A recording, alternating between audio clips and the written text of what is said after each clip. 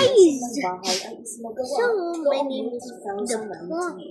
Umali ng positibong reaksyon mula sa publiko ang geography I'm gonna mansion na showing my blog. And soon I'll buy some more. Okay, let's do this. Pangarap na bahay na silito.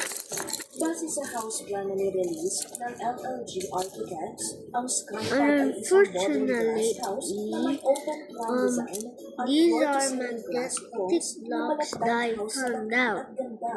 Para mas magmukhang malaki ang espasyo, mayroon itong extended glass walls They look mula sa cool. loob hanggang sa labas. Marami talagang And also, at I'm kakaibang features ang luxurious mansion na ito at yun ay dahil sa You extensive can also knowledge stick to later anything. pagdating sa engineering. We're gonna make a little of Ilan pa sa highlighted a features wood sa house. property na ito So, ay ang let's do three-level this. structure na may sa Skypad at LED lights para mas makatipid lighting options pa sila depende sa mood. Halimbawa, mas din sila sa solar kung tatlo na ang anak nila, naisipan nilang i-level up ang kanilang bahay para sa mas malawak na espasyo. Base sa renovation update ni Slater noong February 2025, ilan sa progress nito ay mayroon ng framing, flooring at hagdan ang ipinapagawa nilang ikalawang palapag.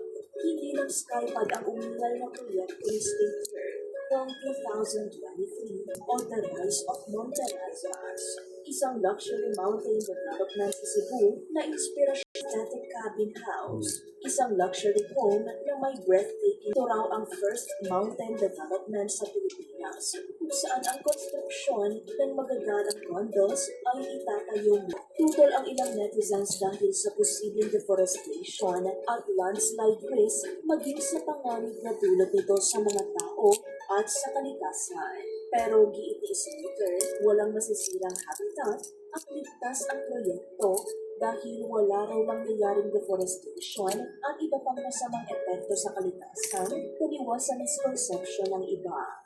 Well, you see, I can feel it. At ang nangunguna sa listahan ang breathtaking mansion ng award-winning But today, ang one of the most popular and successful I'm gonna fix that. of the 21st So, century sa Pilipinas today, na si I will Catherine. fix everything Kaya hindi of what's the nakakatakam na problem nakapagpundar of siya ng 35 ganito kagandang pieces. bahay.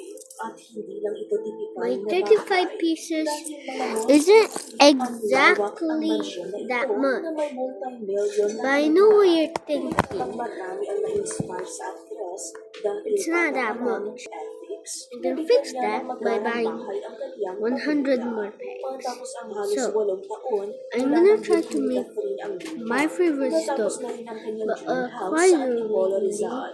Ang not Casa that Bernardo easy. Artista. We're gonna fix that Ang now. bahay ay nabuo sa tulong ng kanyang construction team, sculptor na si Jenggoy Buenfil By Puso, making obsessions the at smallest architecture, team modern contemporary or ang style ng house bahay. in the whole world. Elegance at Let's sophistication do this. ng owner. Puno ito ng natural light, malalaking pintana at magagandang tanawin. Sa labas, makikita ang lush greenery tulad ng palm trees at iba't ibang halaman na nagbibigay ng relaxing vibe. Ang entrance ng 3-story house ay grand at welcoming.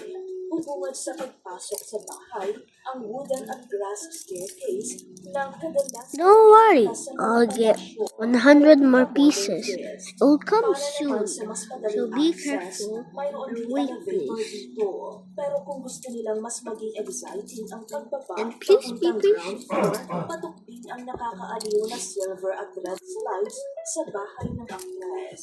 Sa loob nito, makikita rin ang malaking living So as you see, house arcade, this is bar, at the indoor courtyard. smallest Sa labas naman ay may thing garden area, patio, at infinity ever. pool na may breathtaking view ng Metro Manila dahil ang kanilang tahanan ay nakatayo sa bundok. May treehouse pa sa bakuran nito.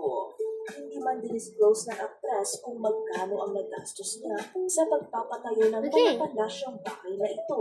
Pero That's all. ayon sa estimasyon mula sa mga Bye! online